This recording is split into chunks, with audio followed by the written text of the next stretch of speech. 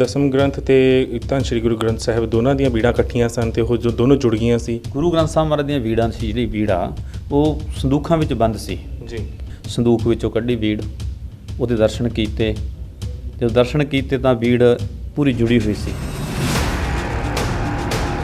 ਦਸਮ ਗ੍ਰੰਥ ਦੇ ਜਿਹਦੇ ਉੱਤੇ ਇੰਨਾ ਵਿਵਾਦ ਹਮੇਸ਼ਾ ਉੱਠਦਾ ਰਿਹਾ ਹੈ, ਦੇਸ਼ ਤੋਂ ਲੈ ਕੇ ਵਿਦੇਸ਼ਾਂ ਤੱਕ ਹਰ ਕੋਈ ਕਹਿੰਦਾ ਹੈ ਕਿ ਨਹੀਂ, ਇਹ ਗੁਰੂ ਗੋਬਿੰਦ ਸਿੰਘ ਜੀ ਦੀ ਬਾਣੀ ਹੋ ਹੀ ਨਹੀਂ ਸਕਦੀ। ਵੀ ਜਿਹੜੇ ਗੁਰੂ ਪਾਤਸ਼ਾਹ ਤੋਂ ਘਿਰਣਾ ਕਰਦੇ ਨੇ ਨਾ, ਮੈਂ ਸੱਚੇ ਪਾਤਸ਼ਾਹ ਚਰਨਾਂ 'ਚ ਹਰ ਰੋਜ਼ ਇਹੀ ਬੇਨਤੀ ਕਰਦਾ, ਸੱਚੇ ਪਾਤਸ਼ਾਹ ਇੱਥੇ ਸ਼ਰਧਾਲੂ ਸਿੱਖ ਨੂੰ ਭੇਜਿਓ, ਨਾ ਕਿ ਕਿਸੇ ਤਰਕ ਵਾਲੇ ਨੂੰ ਭੇਜਿਓ। ਕਿਉਂ? ਤਰਕ ਵਾਲੇ ਗੱਲਾਂ ਬੜੀਆਂ ਕਰਦੇ ਨੇ ਪਰ ਉਹਨਾਂ ਨੂੰ ਗਿਆਨ ਹੈ ਨਹੀਂ, ਸੋਚਦੇ ਨਹੀਂ ਵੀ ਅਸੀਂ ਕੀ ਕਰ ਰਹੇ ਹਾਂ, ਆਪਣੇ ਬਾਪ ਨੂੰ ਕੀ ਕਰ ਰਹੇ ਹਾਂ, ਆਪਣੇ ਖਸਮ ਨੂੰ ਕੀ ਕਹਿ ਰਹੇ ਹਾਂ।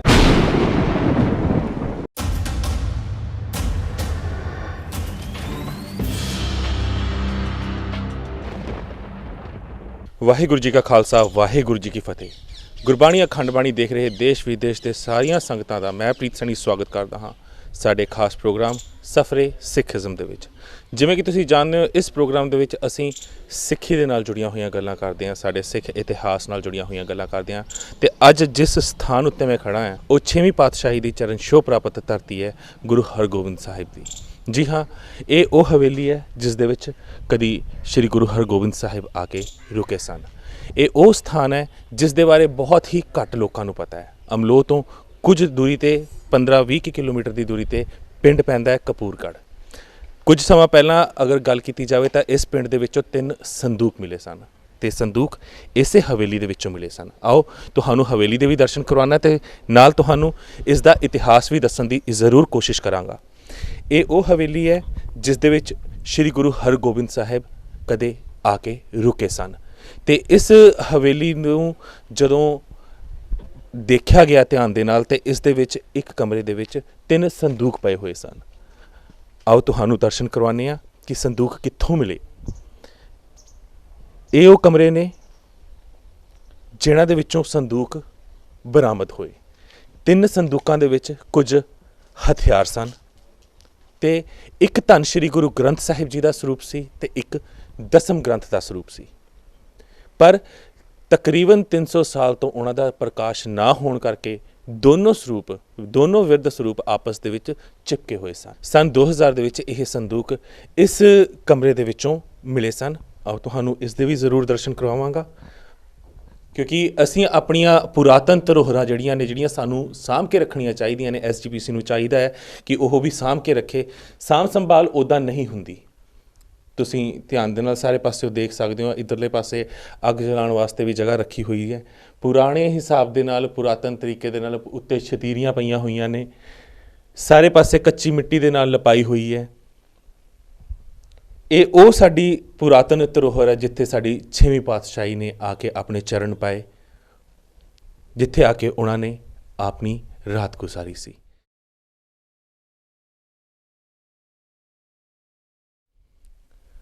ਪਰ ਇਸ ਸਥਾਨ ਦਾ ਕਿਉਂ ਨਹੀਂ ਪਤਾ ਕਿਸੇ ਨੂੰ? ਬਹੁਤ ਘੱਟ ਲੋਕੀ ਨੇ, ਬਹੁਤ ਘੱਟ ਸੰਗਤ ਹੈ ਜਿਹੜੀ ਇਸ ਸਥਾਨ 'ਤੇ ਆਉਂਦੀ ਹੈ। ਅਤੇ ਤੁਹਾਨੂੰ ਜਾਣ ਕੇ ਹੈਰਾਨੀ ਹੋਵੇਗੀ ਕਿ ਇਹ ਗੁਰੂ ਘਰ SGPC ਦੇ ਅੰਡਰ ਆਉਂਦਾ ਹੈ।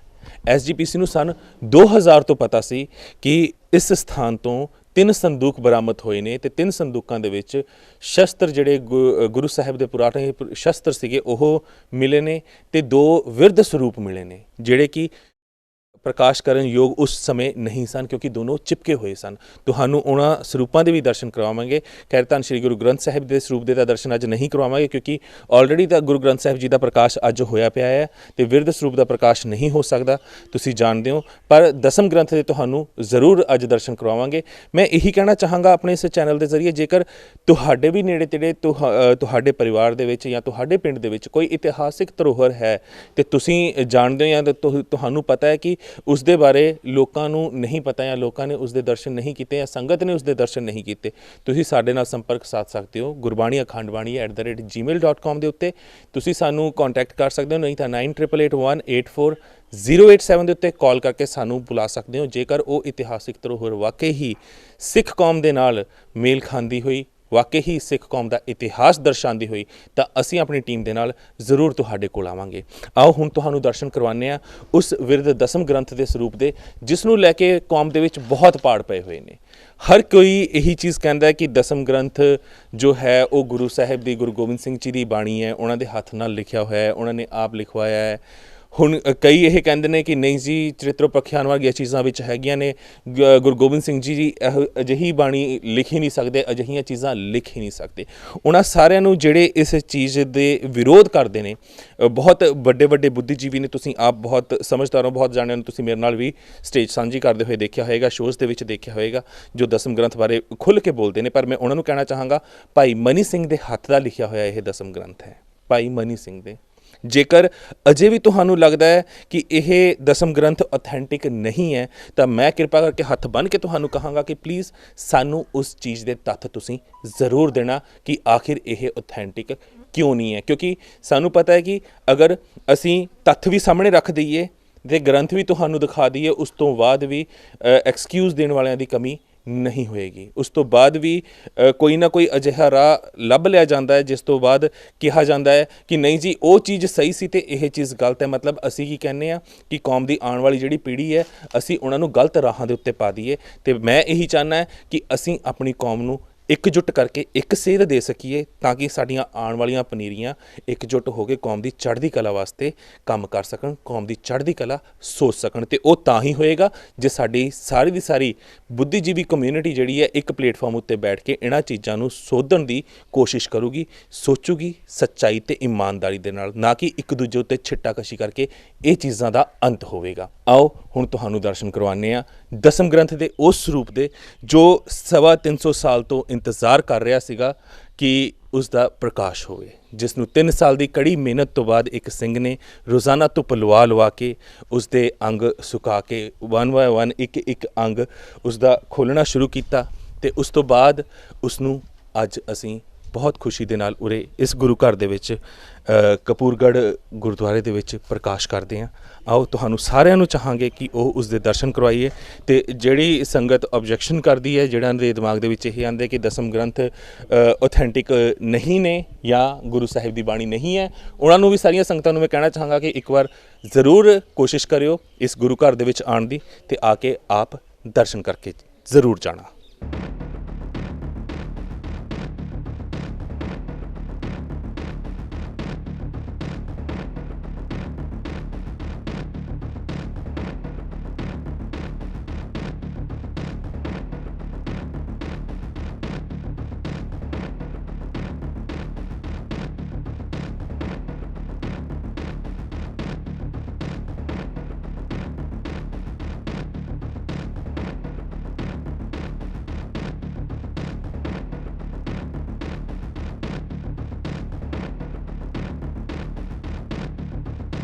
ਗੁਰੂ ਪਿਆਰੇ, ਇਹ ਹੈ ਗੁਰਦੁਆਰਾ ਨਾਥਾ ਸਾਹਿਬ।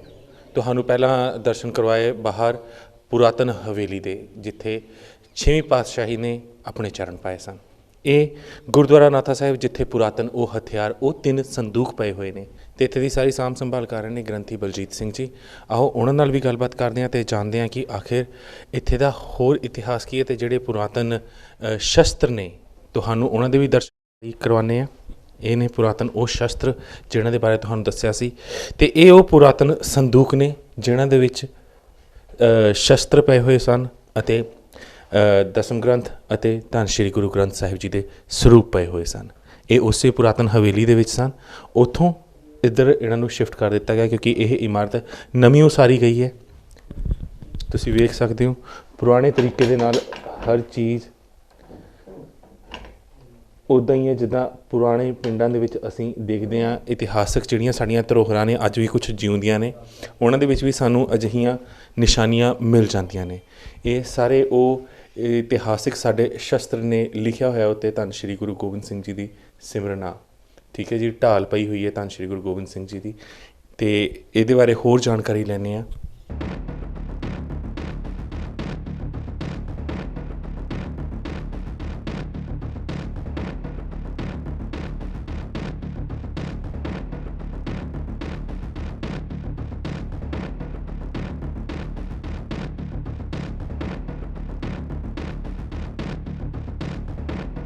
ਗੁਰੂ ਪਿਆਰੇ, ਇਹਨੇ ਗ੍ਰੰਥੀ ਸਿੰਘ ਇੱਥੇ ਤੇ ਭਾਈ ਬਲਜੀਤ ਸਿੰਘ ਜੀ ਜਿਨ੍ਹਾਂ ਨੇ ਸਾਰੀ ਸੇਵਾ ਸੰਭਾਲ ਇੱਥੇ ਦੀ ਕੀਤੀ ਹੈ। ਅਤੇ ਆਓ ਜਾਣਦੇ ਹਾਂ ਕਿ ਆਖਿਰ ਇਹ ਪੁਰਾਤਨ, ਇੰਨਾ ਪੁਰਾਤਨ ਖਜ਼ਾਨਾ ਇਹਨਾਂ ਦੇ ਹੱਥ ਕਿਸ ਤਰ੍ਹਾਂ ਲੱਗਿਆ। ਵਾਹਿਗੁਰੂ ਜੀ ਕਾ ਖਾਲਸਾ ਵਾਹਿਗੁਰੂ ਜੀ ਕੀ ਫਤਿਹ। ਗੁਰੂ ਪਿਆਰ ਵਾਲਿਓ, ਆਪ ਜੀ ਵਡਭਾਗੇ ਜੀ, ਵੱਡੇ ਕਰਮਾਂ ਵਾਲੇ ਜੋ ਸਤਿਗੁਰੂ ਗੁਰੂ ਹਰਗੋਬਿੰਦ ਪਾਤਸ਼ਾਹ ਮਹਾਰਾਜ ਦੇ ਸਥਾਨ 'ਤੇ ਪਹੁੰਚੇ ਜੀ। ਉਹਨਾਂ ਤੋਂ ਬਾਅਦ ਬਾਬਾ ਨਾਥਾ ਸਿੰਘ ਜੀ ਆਏ, ਜੋ ਸਤਿਗੁਰੂ ਗੁਰੂ ਗੋਬਿੰਦ ਸਿੰਘ ਮਹਾਰਾਜ ਜੀ ਨਗਾਰਚੀ ਸਿੰਘ।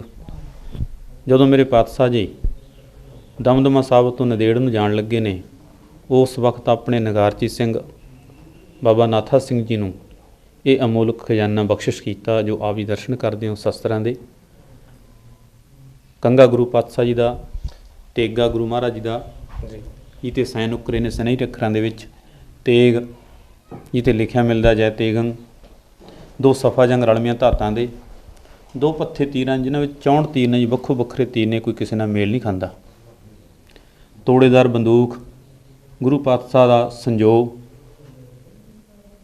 ਸੀਸ ਤੇ ਸਜਾਉਣ ਵਾਲਾ ਗੁਰੂ ਪਾਤਸ਼ਾਹ ਦਾ ਕਟਾਰ ਜਿੱਤੇ ਮੀਨਾਕਾਰੀ ਸੋਨੇ ਦੀ ਆ, ਗੁਰੂ ਪਾਤਸ਼ਾਹ ਸਿਮਰਨ ਮਾਲਾ। ਗੁਰੂ ਮਹਾਰਾਜ ਨੇ ਢਾਲਾਂ, 4 ਢਾਲਾਂ ਜਿਨ੍ਹਾਂ ਵਿੱਚ ਇੱਕ ਸਰਬਲੋਹ ਦੀ, 3 ਤਾਂਬੇ ਦੀਆਂ। ਇਹ ਗੁਰੂ ਪਾਤਸ਼ਾਹ ਸਤਾਰ ਜਿਨ੍ਹਾਂ ਮੇਰੇ ਪਾਤਸ਼ਾਹ ਜੀ ਕੀਰਤਨ ਕਰਿਆ ਕਰਦੇ ਸਨ ਜੀ। ਤੇ ਇੱਕ ਹੋਰ ਚੀਜ਼ ਪਤਾ ਲੱਗੀ ਸੀ ਕਿ ਮਾਲਾ ਜਿਹੜੀ ਹੈਗੀ ਹੈ ਸਿਮਰਨ ਇਹ ਮਾਲਾ ਉਹਦੇ ਮਣਕੇ ਦਾ ਮੈਂ ਸੁਣਿਆ ਸੀ ਕਿ ਮਣਕੇ ਜਿੰਨੇ ਵੀ ਕਾਊਂਟ ਕੀਤੇ ਜਾਣ ਹਰ ਵਾਰ ਚੇਂਜ ਹੋ ਜਾਂਦੇ ਨੇ, ਵੱਧਦੇ ਘਟਦੇ ਨੇ। ਦੇਖੋ ਜੀ, ਆਪ ਜੀ ਆਏ ਹੋ, ਗਿਣ ਸਕਦੇ ਹੋ, ਕੱਲ੍ਹ ਨੂੰ ਆ ਕੇ ਗਿਣੇ ਗਿਓ ਤਾਂ ਇਹ ਘਟ ਵੀ ਸਕਦੇ ਨੇ, ਵੱਧ ਵੀ ਸਕਦੇ ਨੇ। ਕਿਸੇ ਨੇ ਇਸ ਚੀਜ਼ ਨੂੰ ਕਈ ਵਾਰ ਇੱਥੇ ਸਾਡੇ ਮੱਲੋਂ ਇੱਕ ਤਹਿਸੀਲਦਾਰ ਆਇਆ, ਉਹ 6 ਮਹੀਨੇ ਰਿਹਾ, 6 ਮਹੀਨਿਆਂ ਦੇ 18 ਵਾਰੀ ਬਣ ਕੇ ਗਿਣ ਕੇ ਗਿਆ, ਪਰ ਨਹੀਂ ਗਿਣੇ ਪਾਏ। ਹਰ ਰੋਜ਼ ਜਦੋਂ ਵੀ ਗਿਣਦੇ ਨੇ ਆ ਕੇ, ਕਦੇ 105, ਕਦੇ 168, ਕਦੇ 169, ਕਦੇ 101 ਜੀ, ਇੰਨੀ ਗਿਣਤੀ ਜਾਣੀ ਘੱਟ ਵੱਧਦੀ ਜਾਂਦੀ ਜੀ। ਤੇ ਪੁਰਾਤਨ ਜਿਹੜੇ ਸ਼ਸਤਰ ਜਿਹੜੇ ਰੱਖੇ ਹੋਏ ਨੇ, ਜਿਹਦੇ 'ਤੇ ਮੀਨਾਕਾਰੀ ਤੁਸੀਂ ਕਹਿ ਰਹੇ ਹੋ ਹੋਈ ਪਈ ਹੈ, ਜਾਂ ਸਾਰਾ ਕੁਛ ਇਹ ਢਾਲਾਂ ਵਗੈਰਾ ਜਿੰਨੀਆਂ ਚੀਜ਼ਾਂ ਹੈਗੀਆਂ ਨੇ ਸਾਰੀਆਂ ਕਿਹੜਾ ਦੀਆਂ ਨੇ, ਪ੍ਰੋਪਰਲੀ ਚੰਗੀ ਤਰ੍ਹਾਂ ਐਕਸਪਲੇਨ ਕਰਿਆ, ਕਿਉਂਕਿ ਦੇਸ਼ ਵਿਦੇਸ਼ਾਂ ਦੇ ਵਿੱਚ ਜਿੰਨੀ ਸਾਡੀ ਸੰਗਤ ਬੈਠੀ ਹੈ, ਅਸੀਂ ਸਾਰੇ ਸ਼ਸਤਰ ਜਿਨ੍ਹਾਂ ਵਿੱਚ ਗੁਰੂ ਮਹਾਰਾਜ ਦਾ ਤੇਗਾ, ਤੇਗ, ਸਫਾ ਜੰਗ, 2 ਪੱਥੇ ਤੀਰਾਂ ਦੇ, ਕਟਾਰ ਗੁਰੂ ਪਾਤਸ਼ਾਹ ਦਾ, ਢਾਲਾਂ ਸਿਮਰਨ ਜੀ, ਇਹ ਸਾਰੇ 10ਵੇਂ ਪਾਤਸ਼ਾਹ ਮਹਾਰਾਜ ਜੀ ਦੇ ਨੇ ਜੀ। ਸਰਦਾਰ 10ਵੇਂ ਪਾਤਸ਼ਾਹ ਮਹਾਰਾਜ ਦੀ ਇਹ 3 ਵਰਾਗਣਾਂ ਨੇ ਜੀ। ਜੀ, ਇਹ 3 ਵਰਾਗਣਾਂ ਬਾਬਾ ਨਾਥਾ ਸਿੰਘ ਜੀ ਦੀਆਂ, ਕਿਉਂ ਉਹ ਵਿਰਧ ਸਨ, ਸਹਾਰੇ ਨਾਲ ਸਹਾਰਾ ਲੈ ਕੇ ਭਜਨ ਕਰਦੇ ਸਨ ਜੀ। ਤੇ ਇੱਥੇ ਵਸਨੀ ਗੁਰੂ ਪਿਆਰ ਵਾਲਿਓ, ਗੁਰੂ ਗੋਬਿੰਦ ਪਾਤਸ਼ਾਹ ਜੀ ਨੇ ਆਪਣੇ ਨਗਾਰਚੀ ਸਿੰਘ ਨਾਲ ਪਤਾ ਨਹੀਂ ਕਿੰਨਾ ਪਿਆਰ ਸੀ, ਉਹਨਾਂ ਨੂੰ ਹੱਥ ਲਿਖਤ ਗੁਰੂ ਗ੍ਰੰਥ ਸਾਹਿਬ ਮਹਾਰਾਜ ਜੀ ਦੀ ਬਖਸ਼ਿਸ਼ ਵੀ ਕੀਤੀ। ਹੱਥ ਲਿਖਤ ਗੁਰੂ ਗ੍ਰੰਥ ਸਾਹਿਬ ਮਹਾਰਾਜ ਦੇ ਜਿਹੜੇ ਦਰਸ਼ਨ ਨੇ ਉਹ ਹਰ ਐਤਵਾਰ ਨੂੰ ਤੇ ਹਰ 10ਵੀਂ ਨੂੰ ਕਰਵਾਏ ਜਾਂਦੇ ਨੇ ਜੀ। ਤੇ ਜਦੋਂ ਅੱਗੋਂ ਪਿੱਛੋਂ ਆਉਂਦੇ ਹੋ ਤਾਂ ਫੋਨ ਕਰਕੇ ਸੰਗਤਾਂ ਆ ਸਕਦੀਆਂ ਨੇ ਕਿ ਕੱਲ੍ਹ ਨੂੰ ਅਸੀਂ ਆਉਣਾ, ਦਰਸ਼ਨ ਕਰਾਏ ਜਾਣਗੇ। ਅੱਛਾ, ਇੱਕ ਹੋਰ ਚੀਜ਼ ਸੀ ਕਿ ਦਸਮ ਗ੍ਰੰਥ ਤੇ ਧੰਨ ਸ਼੍ਰੀ ਗੁਰੂ ਗ੍ਰੰਥ ਸਾਹਿਬ ਦੋਨਾਂ ਦੀਆਂ ਬੀੜਾਂ ਇਕੱਠੀਆਂ ਸਨ ਤੇ ਉਹ ਜੋ ਦੋਨੋਂ ਜੁੜ ਗਈਆਂ ਸੀ ਤੇ ਉਹਨਾਂ ਨੂੰ ਗੁਰੂ ਗ੍ਰੰਥ ਸਾਹਿਬ ਮਹਾਰਾਜ ਦੀਆਂ ਬੀੜਾਂ ਸੀ, ਜਿਹੜੀ ਬੀੜਾ ਉਹ ਸੰਦੂਖਾਂ ਵਿੱਚ ਬੰਦ ਸੀ ਜੀ। 2000 ਸਨ ਦੇ ਵਿੱਚ ਦਾਸ ਨੇ ਸੰਦੂਖ ਵਿੱਚੋਂ ਕੱਢੀ ਬੀੜ, ਉਹਦੇ ਦਰਸ਼ਨ ਕੀਤੇ। ਜਦੋਂ ਦਰਸ਼ਨ ਕੀਤੇ ਤਾਂ ਬੀੜ ਪੂਰੀ ਜੁੜੀ ਹੋਈ ਸੀ। ਤਾਂ ਹੌਲੀ ਹੌਲੀ ਕੁਛ ਅੱਜ ਸੇਵਾ ਕੀਤੀ, ਕੁਛ ਕੱਲ੍ਹ ਸੇਵਾ ਕੀਤੀ, ਹੌਲੀ ਹੌਲੀ ਜਿੰਨੀ ਕੁ ਹੋਣੀ, ਹਵਾ ਲਵਾਉਣੀ, ਧੁੱਪ ਲਵਾਉਣੀ, 3 ਸਾਲਾਂ ਦੇ ਵਿੱਚ ਪ੍ਰੋਪਰਲੀ ਉਹ ਪ੍ਰਕਾਸ਼ ਕੀਤੇ। 2003 ਦੇ ਵਿੱਚ ਤੁਸੀਂ ਪਹਿਲੀ ਵਾਰ ਪ੍ਰਕਾਸ਼ ਕੀਤਾ ਸੀ ਇਹਨਾਂ ਬੀੜਾਂ ਦਾ? ਪਹਿਲਾਂ ਪ੍ਰਕਾਸ਼ ਹੋਏ ਹੋਣੇ ਆ, ਜੀ। ਕਿਉਂ ਉਹਦੇ ਉੱਤੇ ਮਾਰਕ ਲੱਗਦਾ ਆ ਵੀ ਪਹਿਲਾਂ ਪ੍ਰਕਾਸ਼ ਹੋਏ ਨੇ। ਕਿਉਂ ਜਿਵੇਂ ਹਿੰਦੂ ਵੀਰ ਲਿਖਦੇ ਨੇ ਨਾ, ਗਣੇਸ਼ ਵਾਹੁੰਦੇ ਨੇ, ਜੀ ਜੀ, ਉਸ ਤਰ੍ਹਾਂ ਦੇ ਉਹਦੇ 'ਤੇ ਸਵਸਤ ਚਿੰਨ੍ਹ ਲੱਗੇ ਹੋਏ ਨੇ। ਉਹ ਇੱਥੋਂ ਤੱਕ ਗਵਾਹੀ ਭਰਦੇ ਨੇ ਕਿ ਜਿੰਨੇ ਚਿੰਨ੍ਹ ਲੱਗੇ ਹੋਏ ਨੇ ਉਨੀ ਉਹ ਵਾਰ ਬੀੜ ਪ੍ਰਕਾਸ਼ ਹੋਏ ਨੇ। ਉਦੋਂ ਬਾਅਦ ਸੰਦੂਖਾਂ ਵਿੱਚ ਬੰਦ ਹੋ ਗਏ, ਕਿਸੇ ਨੇ ਦੇਖੇ ਨਹੀਂ, ਕੱਢੇ ਨਹੀਂ, ਉਹ ਸ਼ਾਹੀ ਚਿਪਕੀ ਨਾਲ। ਇਹ ਗੁਰਦੁਆਰਾ ਜਿਹੜਾ ਹੈ SGPC ਦੇ ਅੰਡਰ ਆਉਂਦਾ ਹੈ ਤੇ 2003 ਤੋਂ ਤੁਸੀਂ ਲਗਾਤਾਰ ਇਹ ਬੀੜਾਂ ਪ੍ਰਕਾਸ਼ ਕਰ ਰਹੇ ਹੋ। ਪਰ ਇਹਨਾਂ ਬਾਰੇ ਆਸ਼ਚर्य ਦੀ ਗੱਲ ਹੈ ਕਿ ਦੇਸ਼ਾਂ ਵਿਦੇਸ਼ਾਂ ਤੱਕ ਬਹੁਤ ਘੱਟ ਸੰਗਤਾਂ ਨੂੰ ਹੀ ਪਤਾ ਹੋਏਗਾ ਕਿ ਕਪੂਰਗੜ੍ਹ ਦੇ ਵਿੱਚ ਜੋ ਨਾਥਾ ਸਾਹਿਬ ਗੁਰਦੁਆਰਾ ਹੈਗਾ, ਉੱਥੇ ਇਹ ਇਤਿਹਾਸਿਕ ਹਸਤਲਿਖਤ ਬੀੜਾਂ ਪਈਆਂ ਹੋਈਆਂ ਨੇ ਤੇ ਬਹੁਤ ਹੀ ਘੱਟ ਅਜਿਹੇ ਹੋਣਗੇ ਜਿਹੜਿਆਂ ਨੇ ਆ ਕੇ ਇਹਨਾਂ ਬੀੜਾਂ ਦੇ ਦਰਸ਼ਨ ਵੀ ਕੀਤੇ ਹੋਣਗੇ। ਇਸ ਕਰਕੇ ਮੈਂ ਦੇਸ਼ ਵਿਦੇਸ਼ ਦੀਆਂ ਸੰਗਤਾਂ ਨੂੰ ਇਹ ਚੀਜ਼ ਜ਼ਰੂਰ ਕਹਿਣਾ ਚਾਹਾਂਗਾ ਕਿ ਅਸੀਂ ਸਵਾਲ ਬਹੁਤ ਆਸਾਨੀ ਦੇ ਨਾਲ ਚੱਕ ਲੈਂਦੇ ਹਾਂ ਕਿ ਹੋ ਹੀ ਨਹੀਂ ਸਕਦਾ ਕਿ ਦਸਮ ਗ੍ਰੰਥ ਧੰਨ ਸ਼੍ਰੀ ਗੁਰੂ ਗੋਬਿੰਦ ਸਿੰਘ ਜੀ ਦੇ ਹੋਵੇ ਜਾਂ ਉਹਨਾਂ ਦੀ ਬਾਣੀ ਹੋਵੇ। ਮੈਂ ਉਹਨਾਂ ਸਾਰਿਆਂ ਨੂੰ ਇੱਕੋ ਹੀ ਗੱਲ ਕਹਿਣਾ ਚਾਹਾਂਗਾ, ਗਵਾਹ ਸਾਡੇ ਕੋਲ ਖੜੇ ਨੇ ਤੇ ਸਬੂਤ ਸਾਡੇ ਕੋਲ ਪਏ ਹੋਏ ਨੇ। 300 ਸਵਾ 300 ਸਾਲ ਪੁਰਾਤਨ ਜਿਹੜੇ ਸਰੂਪ ਨੇ ਉਹ ਵੀ ਸਾਡੇ ਕੋਲ ਹੈ ਨੇ ਤੇ ਉਹਨਾਂ ਦੀ ਸੇਵਾ ਜਿਨ੍ਹਾਂ ਨੇ ਕੀਤੀ ਹੈ 3 ਸਾਲ ਲਗਾਤਾਰ ਧੁੱਪ ਲਵਾ ਕੇ ਜਿਨ੍ਹਾਂ ਨੇ ਉਹਨਾਂ ਦੇ ਅੰਗ ਸੁਕਾ ਕੇ ਅੱਜ ਉਸ ਯੋਗ ਬਣਾਇਆ ਕਿ ਉਸ ਚੀਜ਼ ਨੂੰ ਪ੍ਰਕਾਸ਼ ਕੀਤਾ ਜਾਵੇ। ਸਿਰਫ ਤੁਹਾਡੇ ਵਾਸਤੇ ਬਣਾਇਆ ਹੈ ਕਿ ਜਿਨ੍ਹਾਂ ਦੇ ਅੱਖਾਂ ਦੇ ਉੱਤੇ ਉਹ ਪਰਦੇ ਪਏ ਹੋਏ ਨੇ ਤੇ ਉਹ ਧੂੜ ਜੰਮੀ ਹੋਈ ਹੈ ਕਿ ਅਸੀਂ ਕੌਮ ਨੂੰ ਕਿਸੇ ਨਾ ਕਿਸੇ ਗਲਤ ਰਾਹ ਦੇ ਉੱਤੇ ਪਾਉਣਾ ਜਾਂ ਕੌਮ ਭੇਡਾਂ ਵਾਂਗੂ ਵੰਡ ਕੇ ਹੀ ਰੱਖਣੀ ਹੈ। ਉਹਨਾਂ ਨੂੰ ਚਾਹੀਦਾ ਹੈ ਕਿ ਇੱਕ ਵਾਰ ਆਉਣ ਤੇ ਆਪਣੇ ਸ਼ੰਕੇ ਜਿਹੜੇ ਮਨ ਦੇ ਅੰਦਰ ਹੈਗੇ ਨੇ ਉਹਨਾਂ ਨੂੰ ਥੋੜ੍ਹਾ ਜਿਹਾ ਦੂਰ ਕਰੋ। ਤੇ ਤੁਸੀਂ ਮਤਲਬ SGPC ਦੇ ਵੱਲੋਂ ਕੁਝ ਉਪਰਾਲੇ ਕੀਤੇ ਗਏ ਕਿ ਇਸ ਬਾਰੇ ਲੋਕਾਂ ਨੂੰ ਦੱਸਿਆ ਜਾਵੇ? ਹਾਂਜੀ ਬਿਲਕੁਲ ਜੀ, ਅਸੀਂ ਹਰ ਮਹੀਨੇ ਸੰਗਰਾਂਦ ਨੂੰ 10ਵੀਂ ਵਾਲੇ ਦਿਨ ਪ੍ਰਚਾਰ ਵੀ ਕਰਦੇ ਹਾਂ, ਸੰਗਤਾਂ ਵੀ ਆਉਂਦੀਆਂ ਨੇ ਤੇ ਸੰਗਰਾਂਦ ਮਨਾਈ ਜਾਂਦੀ ਹੈ। ਹਰ ਐਤਵਾਰ ਨੂੰ ਦਰਸ਼ਨ ਕਰਾਏ ਜਾਂਦੇ ਨੇ ਸੰਗਤਾਂ ਨੂੰ। ਇਹ ਸ਼੍ਰੋਮਣੀ ਕਮੇਟੀ ਵੱਲੋਂ ਹੀ ਉਪਰਾਲੇ ਨੇ ਸਾਰੇ। ਜੀ ਜੀ ਜੀ। ਤੇ ਹੁਣ ਕਾਰ ਸੇਵਾ ਵੀ ਚੱਲ ਰਹੀ ਹੈ ਗੁਰਦੁਆਰਾ ਸਾਹਿਬ ਜੀ ਦੀ, ਤੇ ਕਾਰ ਸੇਵਾ ਵਾਲੇ ਬਾਬੇ ਨੇ ਜਿਹੜੇ ਬਾਬਾ ਹਰਵੰਸ ਸਿੰਘ ਜੀ ਦਿੱਲੀ ਵਾਲੇ ਉਹਨਾਂ ਵੱਲੋਂ ਕਰਵਾਈ ਜਾ ਰਹੀ ਆ। ਤੇ ਇਸ ਕਰਕੇ ਸਾਰਾ ਪ੍ਰਬੰਧ ਹੁਣ ਸ਼੍ਰੋਮਣੀ ਕਮੇਟੀ ਦੇ ਸਪੁਰਦ ਆ, ਸ਼੍ਰੋਮਣੀ ਕਮੇਟੀ ਕਰ ਰਹੀ ਆ ਜੀ। ਤੇ ਜਿਹੜਾ ਆਪ ਜੀ ਆਖ ਕੇ ਗਏ ਹੋ ਨਾ ਵੀ ਇੱਥੇ ਆ ਕੇ ਦਰਸ਼ਨ ਕਰੋ, ਮੈਂ ਇਹ ਆਖਾਂਗਾ ਵੀ ਜਿਹੜੇ ਗੁਰੂ ਪਾਤਸ਼ਾਹ ਤੋਂ ਘਿਰਣਾ ਕਰਦੇ ਨੇ ਨਾ, ਮੈਂ ਸੱਚੇ ਪਾਤਸ਼ਾਹ ਚਰਨਾਂ 'ਚ ਹਰ ਰੋਜ਼ ਇਹੀ ਬੇਨਤੀ ਕਰਦਾ, ਸੱਚੇ ਪਾਤਸ਼ਾਹ ਇੱਥੇ ਸ਼ਰਧਾਲੂ ਸਿੱਖ ਨੂੰ ਭੇਜਿਓ, ਨਾ ਕਿ ਕਿਸੇ ਤਰਕ ਵਾਲੇ ਨੂੰ ਭੇਜਿਓ। ਕਿਉਂ? ਤਰਕ ਵਾਲੇ ਗੱਲਾਂ ਬੜੀਆਂ ਕਰਦੇ ਨੇ ਪਰ ਉਹਨਾਂ ਨੂੰ ਗਿਆਨ ਹੈ ਨਹੀਂ, ਸੋਚਦੇ ਨਹੀਂ ਵੀ ਅਸੀਂ ਕੀ ਕਰ ਰਹੇ ਹਾਂ, ਆਪਣੇ ਬਾਪ ਨੂੰ ਕੀ ਕਰ ਰਹੇ ਹਾਂ, ਆਪਣੇ ਖਸਮ ਨੂੰ ਕੀ ਕਹਿ ਰਹੇ ਹਾਂ, ਇਹਦੇ ਬਾਰੇ ਕਦੇ ਵਿਚਾਰ ਨਹੀਂ ਕਰਦੇ ਉਹ। ਪਰ ਜੋ ਮਨ ਵਿੱਚ ਆਉਂਦਾ ਉਹ ਦੱਬੀ ਜਾਂਦੇ ਨੇ, ਕਹੀ ਜਾਂਦੇ ਨੇ। ਉਹਨਾਂ ਨੂੰ ਕਹਿਣ ਦਿਓ, ਕਿਉਂਕਿ ਇਨਸਾਨ ਦਾ ਹਰ ਕਿਸੇ ਦਾ ਇੱਕ ਕਰਮ ਹੈ, ਉਹਨਾਂ ਨੇ ਉਹ ਕਰਨਾ ਹੈ। ਹਾਂ ਠੀਕ ਹੈ, ਅਗਰ ਕਿਸੇ ਦੀ ਬੁੱਧੀ ਭ੍ਰਿਸ਼ਟੀ ਹੋਈ ਹੈ ਜਾਂ ਕੋਈ ਆਪਣੀ ਮੱਤ ਦੇ ਹਿਸਾਬ ਦੇ ਨਾਲ ਆਪਣੀ ਵਿਆਖਿਆ ਕਰਦਾ ਹੈ, ਉਹਨਾਂ ਦੇ ਵਾਸਤੇ ਐਕਸਪਲੇਨੇਸ਼ਨ ਸਾਡੇ ਕੋਲ ਹੈਗੀਆਂ ਨੇ। ਅਗਰ 300 ਸਵਾ 300 ਸਾਲ ਪੁਰਾਤਨ ਗ੍ਰੰਥ ਸਾਡੇ ਕੋਲ ਪਏ ਨੇ ਤੇ ਆਈ ਥਿੰਕ ਗੁਰੂ ਗ੍ਰੰਥ ਸਾਹਿਬ ਦੇ ਵਿੱਚ ਵੀ ਪਿੱਛੇ ਅਖੀਰ ਦੇ ਵਿੱਚ ਰਾਗਮਾਲਾ ਹੈ ਜਿਹਨੂੰ ਲੈ ਕੇ ਬਹੁਤ ਆਬਜੈਕਸ਼ਨਸ ਹੋਈਆਂ। ਬਿਲਕੁਲ, ਰਾਗਮਾਲਾ ਵੀ ਹੈਗੀ ਹੈ ਜੀ। ਇੱਕ ਓਂਕਾਰ ਤੋਂ ਲੈ ਕੇ 18 10 20 ਤੱਕ ਗੁਰੂ ਗ੍ਰੰਥ ਸਾਹਿਬ ਮਹਾਰਾਜ ਸੰਪੂਰਨ ਨੇ, ਕੋਈ ਵੀ ਆ ਕੇ ਦਰਸ਼ਨ ਕਰ ਸਕਦਾ। ਇੱਥੋਂ ਤੱਕ ਵੀ ਹੈ ਗੁਰੂ ਪਿਆਰ ਵਾਲਿਓ ਕਿ ਆਪ ਜੀ ਨੇ ਹੋ ਸਕਦਾ ਸੁਣਿਆ ਹੋਵੇ, ਪੜ੍ਹਿਆ ਹੋਵੇ ਕਿ ਗੁਰੂ ਪਾਤਸ਼ਾਹ ਜੀ ਨੂੰ ਚਿੱਠੀ ਲੈ ਕੇ ਗਏ ਦਿੱਲੀ ਤੋਂ ਜੀ ਆਨੰਦਪੁਰ ਸਾਹਿਬ 9ਵੇਂ ਮਹੱਲਿਆਂ ਦੇ ਸ਼ਲੋਕਾਂ ਦੀ, ਤੇ ਉਹ ਚਿੱਠੀ ਦਾ ਜਵਾਬ ਮੇਰੇ ਪਾਤਸ਼ਾਹ ਗੁਰੂ ਗੋਬਿੰਦ ਸਿੰਘ ਦੇਣਾ ਕੀਤਾ।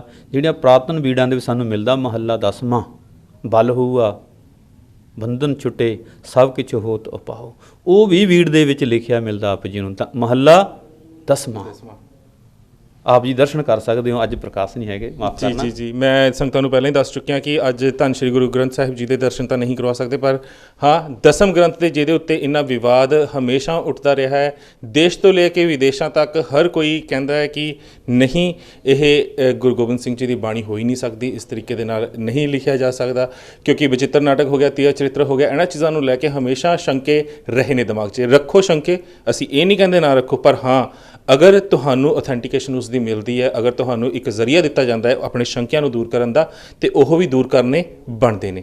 ਆਓ ਹੁਣ ਬਾਬਾ ਜੀ ਨੂੰ ਅਸੀਂ ਬੇਨਤੀ ਕਰਾਂਗੇ ਕਿ ਤੁਸੀਂ ਦਰਸ਼ਨ ਕਰਵਾਓ ਸਾਨੂੰ। ਪਿਆਰ ਵਾਲਿਓ, ਬੇਨਤੀ ਇਹ ਆ ਬਈ ਜਿਹੜਾ ਸਿੱਖ ਆ, ਗੁਰਸਿੱਖ ਆ ਨਾ, ਉਹ ਪੰਜਾਂ ਆਪਣੇ ਨਿਤਨੇਮ ਕਰਦਾ ਆ ਜੀ।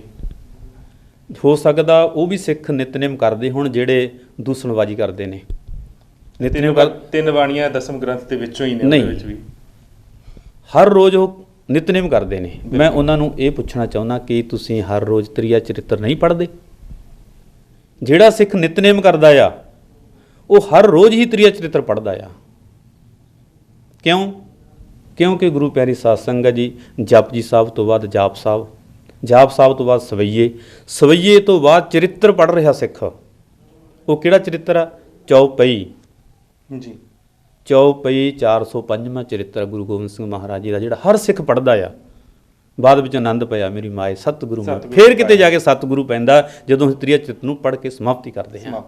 ਇਸ ਕਰਕੇ ਇਹਨਾਂ ਭੁਲੇਖਿਆਂ ਦੇ ਵਿੱਚ ਤਾਂ ਅਸੀਂ ਕੌਮ ਨੂੰ ਬਹੁਤ ਕੱਢਣ ਦੀ ਕੋਸ਼ਿਸ਼ ਕਰਦੇ, ਕਿਉਂਕਿ ਬਹੁਤ ਸਾਰੇ ਬੁੱਧੀਜੀਵੀ ਇਹੋ ਜਿਹੇ ਨੇ ਜਿਨ੍ਹਾਂ ਨੇ ਸਿਰਫ 2 ਬਾਣੀਆਂ ਦੇ ਨਾਲ ਅੰਮ੍ਰਿਤ ਵੀ ਛਕਾਇਆ ਹੈ ਤੇ ਕੌਮ ਨੂੰ ਉਧਰਲੇ ਪਾਸੇ ਲਗਾਇਆ ਵੀ ਹੈ। ਹੁਣ ਇਹ ਤਾਂ ਆਉਣ ਵਾਲਾ ਸਮਾਂ ਤੈਅ ਕਰੂਗਾ, ਜਾਂ ਸਾਡੇ ਕੌਮ ਦੇ ਸਰਮੋਰ ਜਥੇਬੰਦੀਆਂ ਜਾਂ ਸਾਡੇ ਜਿਹੜੇ ਬੁੱਧੀਜੀਵੀ ਨੇ ਉਹ ਇਕੱਠੇ ਜਦੋਂ ਇੱਕ ਮੰਚ ਉੱਤੇ ਹੋ ਕੇ ਇਹਨਾਂ ਚੀਜ਼ਾਂ ਨੂੰ ਸੋਧ ਕੇ ਇਹਨਾਂ ਚੀਜ਼ਾਂ ਦੀ ਐਕਸਪਲੇਨੇਸ਼ਨ ਉਹਨਾਂ ਨੂੰ ਦੇਣਗੇ, ਜਿਹੜੇ ਤਰਕ ਕਰਦੇ ਨੇ ਜਾਂ ਜਿਹੜੇ ਕੁਤਰਕ ਕਰਦੇ ਨੇ ਇਹਨਾਂ ਚੀਜ਼ਾਂ ਦੇ ਉੱਤੇ, ਤਾਂ ਹੀ ਇਹ ਚੀਜ਼ਾਂ ਇੱਕ ਬੰਨੇ ਲੱਗ ਸਕਦੀਆਂ ਨੇ। ਅਦਰਵਾਈਜ਼ ਇਸ ਚੀਜ਼ ਦਾ ਕੋਈ ਅੰਤ ਨਹੀਂ ਹੈ। ਤੇ ਹੁਣ ਮੈਂ ਬੇਨਤੀ ਕਰਾਂਗਾ ਕਿ ਤੁਸੀਂ ਜੀ, ਧੰਨਵਾਦ।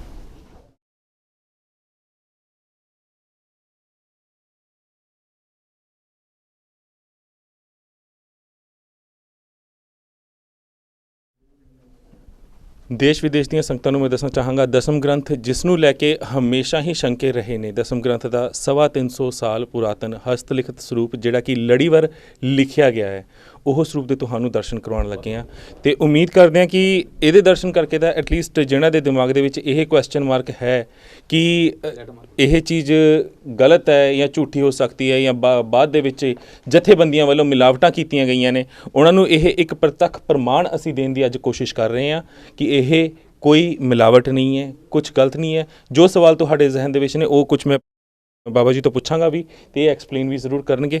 ਆਓ ਪਹਿਲਾਂ ਦਰਸ਼ਨ ਕਰਦੇ ਹਾਂ ਜੀ ਦਸਮ ਗ੍ਰੰਥ। ਇਹ ਦਸਮ ਗ੍ਰੰਥ ਜੀ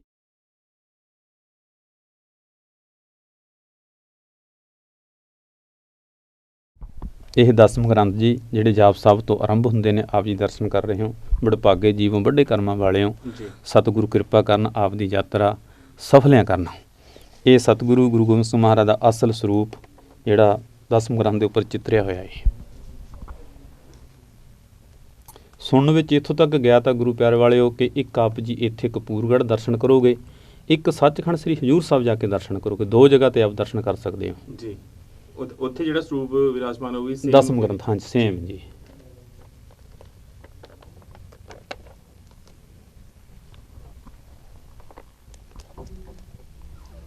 ਇਹ ਜਾਪ ਸਾਹਿਬ ਤੋਂ ਆਰੰਭ ਹੁੰਦੇ ਨੇ ਜੀ, ਅਲੱਗ-ਅਲੱਗ ਬਾਣੀਆਂ। ਦੇਖੋ ਜੇ ਬਾਣੀ ਬਾਅਦ ਵਿੱਚ ਮਿਲਾਵਟ ਹੋਈ ਹੁੰਦੀ ਤਾਂ ਇਹਦੀ ਸ਼ਾਹੀ ਵੀ ਬਦਲੀ ਹੁੰਦੀ, ਪੇਪਰ ਵੀ ਬਦਲਿਆ ਹੁੰਦਾ, ਲਿਖਾਈ ਬਦਲੀ ਹੁੰਦੀ, ਕਲਮ ਬਦਲੀ ਹੁੰਦੀ, ਸਾਰਾ ਕੁਝ ਬਦਲਿਆ ਹੋਣਾ ਸੀ।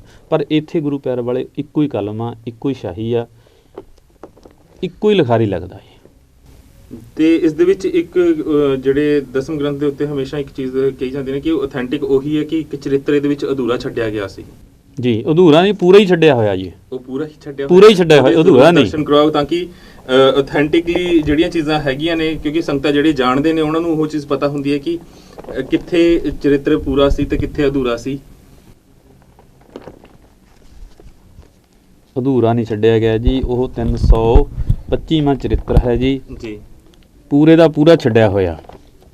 ਤੇ ਉਸ ਦੇ ਛੱਡਣ ਦਾ ਰੀਜ਼ਨ ਕੀ? ਰੀਜ਼ਨ ਦੇਖੋ ਸਤਿਗੁਰੂ ਜਾਣਦੇ ਨੇ, ਪਰ ਇੱਥੋਂ ਤੱਕ ਗਿਆਤ ਹੈ ਕਿ ਸਤਿਗੁਰੂ ਗੁਰੂ ਪਾਤਸ਼ਾਹ ਮਹਾਰਾਜ ਜੀ ਕਹਿੰਦੇ ਕੋਈ ਸਮਾਂ ਆਊਗਾ ਇਹਨੂੰ ਫਿਰ ਆ ਕੇ ਲਿਖਾਂਗੇ।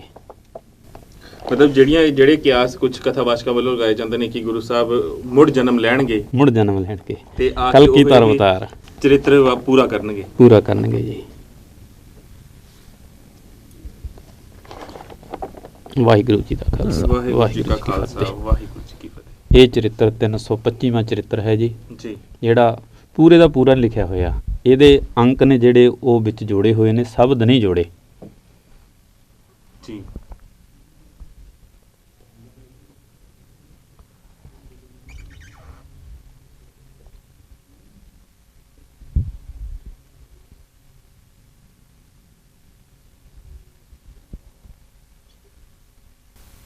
ਤੇ ਦਸਮ ਗ੍ਰੰਥ ਦੇ ਵਿੱਚ ਇਸ ਦੇ ਵਿੱਚ ਕੁੱਲ ਕਿੰਨੇ ਅੰਗ ਨੇ ਟੋਟਲ?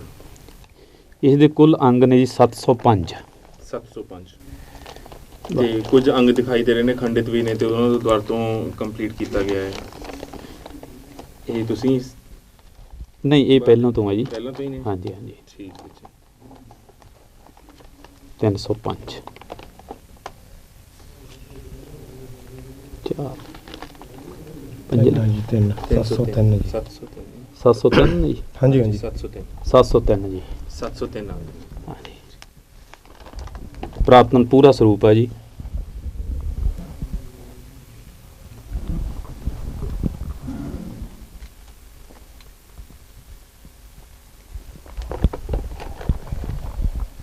ਆ ਦੇਖੋ ਇਸ ਤਰ੍ਹਾਂ ਇਹ ਪਾਣੀ ਵੀ ਲੱਗਿਆ ਹੋਇਆ ਜੀ ਸੰਦੂਖਾਂ ਵਿੱਚ।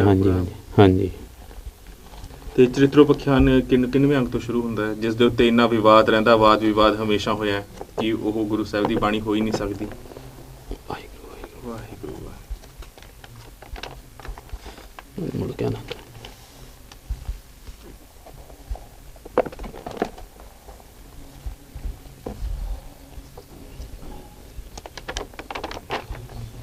ਇਹ ਦੇਖੋ ਕਹਿਮਾ ਚਰਿਤਰਾ।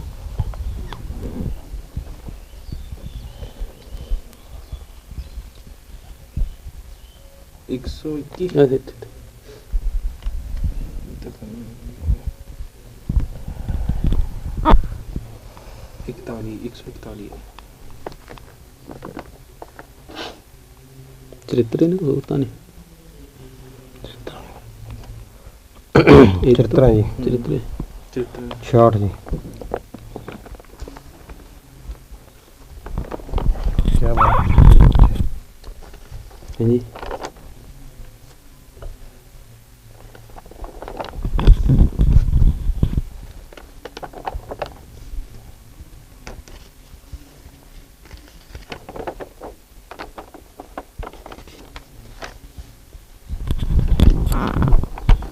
देखो क्या मैं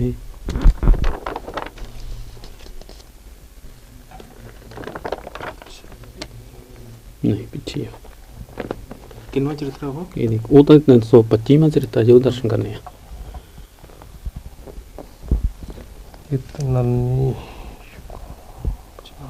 नहीं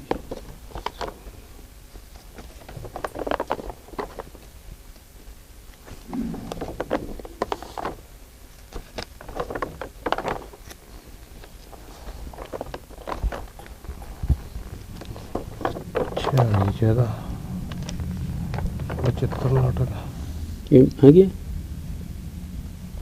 ਇਸਰੀ ਬਚਿੱਤਰ ਨਾਟਕ ਕ੍ਰਿਸ਼ਨ ਅਵਤਾਰ ਚ ਆ ਗਏ ਜੀ दूर नंगे ਹਾਂਜੀ ਹਾਂਜੀ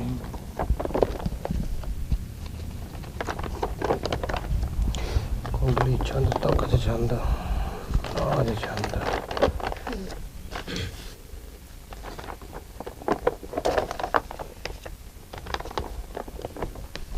देखो गई है ਨਹੀਂ ਜੀ ਅੱਗੇ ਨਹੀਂ ਵਾਲਾ ਚਿੱਤਰ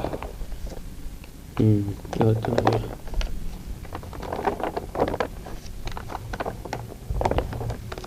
हाँ देखो गई है ਇਸਰੀ ਬਚਿੱਤਰ ਨਾਟਕ ਗ੍ਰੰਥ ਛਪਾ ਛੰਦ ਇਸਰੀ ਨਾਮ ਵਾਲਾ ਪੁਰਾਣੇ ਹੁਣ शुरू होंगे मेरे ख्याल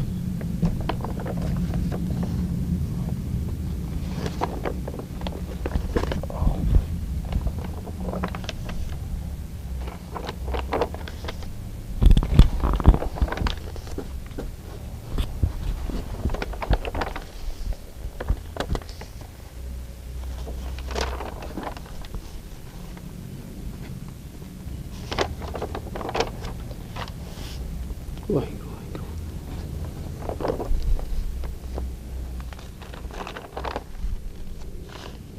ये क्या है जी ਚਿੱਤਰ ਪਖਿਆਨੇ ਚੰਡੀ ਚਰਿੱਤਰ 400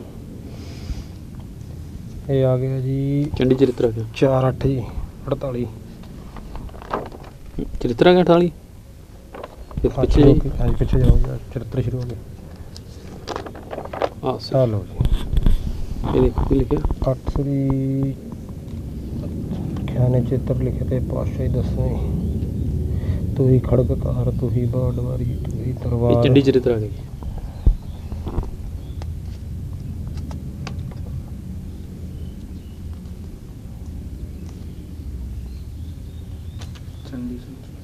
चंडी चरित्र हो गया जी ये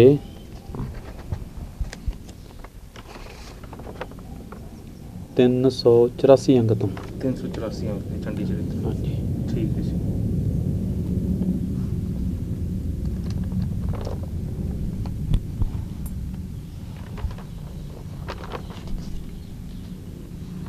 ਹੋਰ ਬਾਬਾ ਜੀ ਕੁਝ ਖਾਸੀਅਤ ਇਸ ਦਸਮ ਗ੍ਰੰਥ ਬਾਰੇ ਸਾਡੀ ਸੰਗਤਾਂ ਨੂੰ ਜੋ ਤੁਸੀਂ ਦੱਸਣਾ ਚਾਹੁੰਦੇ गुरु ਹੋ प्यार वाले सारा खास है ਉਹ ਤਾਂ ਹੈ ਹੀਰਿਆਂ ਦਾ ਭਰਿਆ ਹੈ ਉਹ ਤਾਂ ਸਾਰਿਆਂ ਨੂੰ ਪਤਾ ਹੈ ਪਰ ਫਿਰ ਵੀ ਜਿਹੜਾ ਕਿਉਂਕਿ ਬਹੁਤ ਸਾਰੀਆਂ ਸੰਗਤਾਂ ਇਹੋ ਜਿਹੀਆਂ ਨੇ ਜਿਹੜੀ ਇਹਨਾਂ ਦੇ ਦਰਸ਼ਨਾਂ ਤੋਂ ਅਧੂਰੀਆਂ ਨੇ ਅਸੀਂ ਕੋਸ਼ਿਸ਼ ਕਰ ਰਹੇ ਹਾਂ ਉਹਨਾਂ ਤੱਕ ਇਹ ਉਪਰਾਲਾ ਕਰਨ ਦੀ ਕਿ ਉਹਨਾਂ ਨੂੰ ਦਰਸ਼ਨ ਕਰਵਾ ਸਕੀਏ ਆਪਣੇ ਇਸ ਚੈਨਲ ਦੇ ਜ਼ਰੀਏ ਤੇ ਉਸ ਤੋਂ ਬਾਅਦ ਅਸੀਂ ਅਪੀਲ ਵੀ ਕਰਾਂਗੇ ਕਿ ਆ ਕੇ ਇੱਕ ਵਾਰ ਆਪ ਉਹ ਦਰਸ਼ਨ ਵੀ ਜ਼ਰੂਰ ਕਰਨ ਤੇ ਆਪ ਸਮਝਣ ਦੀ ਵੀ ਕੋਸ਼ਿਸ਼ ਕਰਨ बिल्कुल जी बिल्कुल चलो सतगुरु कृपा करनगे जी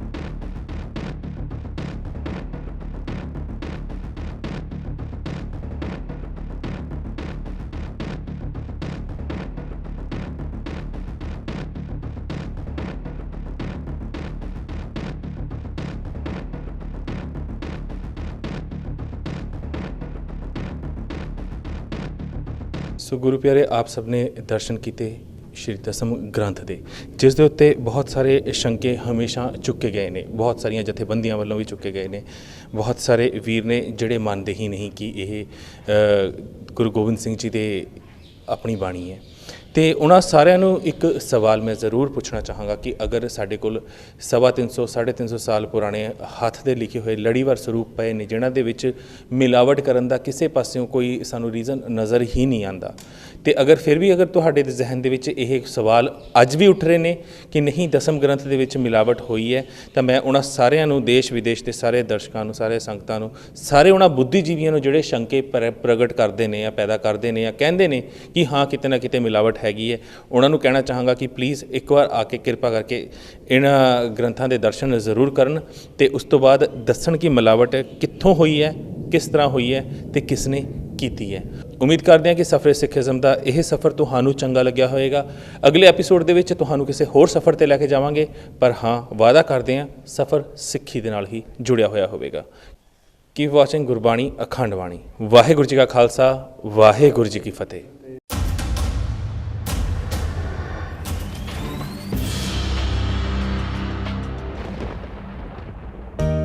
ਸਿੱਖ ਧਰਮ ਦੀ ਹਰ ਗਤੀਵਿਧੀ ਅਤੇ ਗੁਰਬਾਣੀ ਵਾਸਤੇ ਹੁਣੇ ਸਬਸਕ੍ਰਾਈਬ ਕਰੋ ਗੁਰਬਾਣੀ ਅਖੰਡ ਬਾਣੀ ਅਤੇ ਨੋਟੀਫਿਕੇਸ਼ਨਸ ਵਾਸਤੇ ਬੈਲ ਨੂੰ ਰਿੰਗ ਕਰੋ।